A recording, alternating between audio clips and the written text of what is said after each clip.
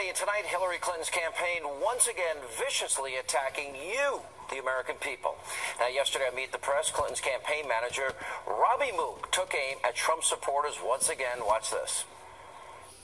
I think a lot of the people that stand by Donald Trump are deplorable, and the things that they say are deplorable. And in the newly released audio from February, which was obtained by the Washington Free Beacon, Hillary Clinton slamming Bernie Sanders supporters. Wow, she's going after everybody. There's just a deep desire to believe that, we can have free college, free care, that what we've done hasn't gone far enough. We just need to, go as far as, Scandinavia, whatever that means. Half the people don't know what it means, but it is something that they deeply feel. Some are new to politics completely. They're children of the Great Recession, and they are living in their parents' basement. They feel that they got their education and the jobs that are available to them are not at all what they envisioned for themselves, and they don't see much of a future. If you're feeling that you're consigned to, being a barista or, some other job that doesn't pay a lot and doesn't have much of a ladder of opportunity attached to it, then the idea that maybe, just maybe, you could be part of a political revolution is pretty appealing.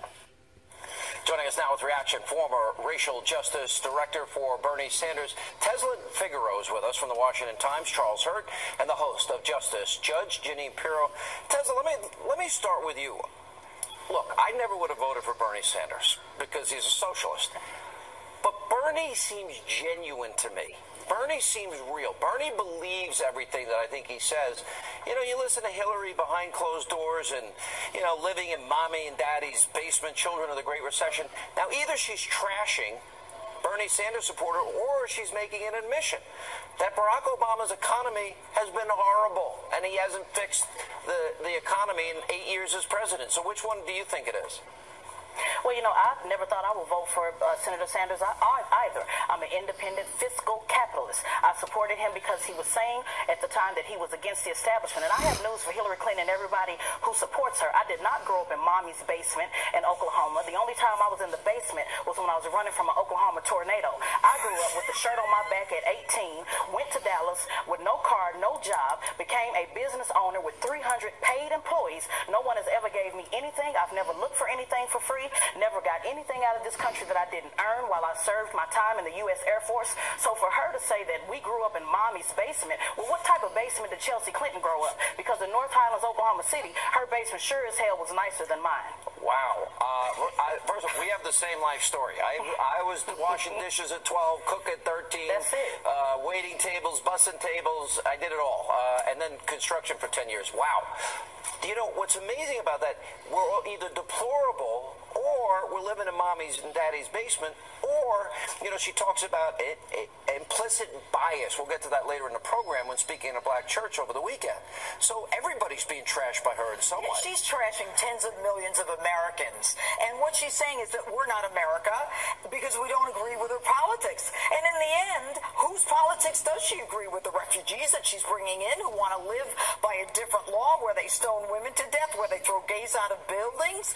And she calls the women that she's at war with, every woman that Bill has come across, bimbos, trailer trash, narcissistic Looney Tunes. I mean, and what she is saying basically is, from my perch up here, all of you are deplorable. You're basement dwellers. You're this, you're that. Well, Hillary, they doubled down. They did double down on deplorable, which is kind of deplorable. Not to have a play on words. No pun intended there, Charles. Yeah, the thing here is that I think that, Hillary Clinton believes in one thing, and that is getting elected. And nothing disturbs her more than people who actually believe in something. And that's what when she goes after the deplorables, when she goes after the basement dwellers, she's going after these people because they actually believed in Bernie Sanders, or these people who believe in Donald Trump. They really believe in something. And it's so interesting to me because, and we've known this from the beginning, her husband, Bill Clinton, was a master politician. He's never seen anything that moves that he didn't want to love. He was engaged. Everybody that meets him says he looks you in the eye, and you think you're the only person in the whole world. She's the opposite. From experience, right? People are a problem. People are a problem that need to be solved, and that's how she approaches politics, and that's why she's so appealing to not only Republicans and independents, but also Democrats. All right, Tezlyn, let me go back to you. Here's the bottom line for me.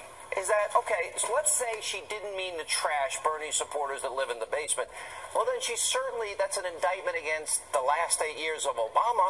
You know, we have 12 million more Americans on food stamps, 8 million more Americans in poverty, the lowest labor participation rate since the 70s, 95 million Americans out of the labor force, the lowest home ownership rate in 51 years, and the worst recovery since the 40s, and we doubled the debt. Okay, so they're in the basement because Obama screwed it up. She's saying she's going to double down on Obama and adopt the same stupid policies. What's the definition of insanity? Well, you know, again, who's to say what she's going to do? Last week, 2 weeks ago, she said that free college was attainable. And now we're listening to the tape in February that says it wasn't attainable. She talked about Senator Sanders supporters at the very beginning of it. Keeping our doctors and keeping our plans and saving $2,500 a year, and rates have gone up for the average family, $4,100 since Obama's president in health care. Is that what she means? Because that's all bull. You know, that's another lie. Right. Well, again, when she says that we're believing in false promises, the only thing false about this election is the fraud policies that she continues to switch every other time. Remember, Bill Clinton said that people who believed in Obama believed in a fantasy. So this is a typical strategy that they use every time it's time to go up. If you don't believe in what I say, then you believe in Tinkerbell. If you don't believe in what I say, then you're just too dumb to figure it out. But guess what? This generation has figured it out, and the only unfortunate thing is for her, when election time comes, they'll be staying in the basement and sitting that one out. You know, what she's trying to do is right now she's trying to get Bernie supporters. Now, right now, Bernie supporters are on the fence. Most of them are still angry because she and the DNC opted to make sure that Bernie Sanders didn't get the nomination.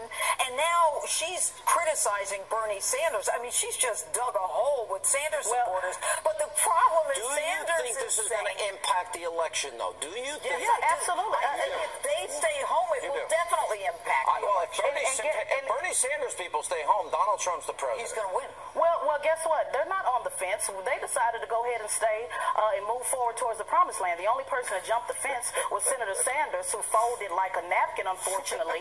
And so now he's out there having every awkward moment, like a Governor Johnson awkward moment, to be out there pushing for the same person that he said not to believe in. So we're not on the fence. We're very clear about what we believe in. Two events in Iowa and Wisconsin with Sanders, I think, because of the comments. I think so, too. And by the way, I don't blame Bernie for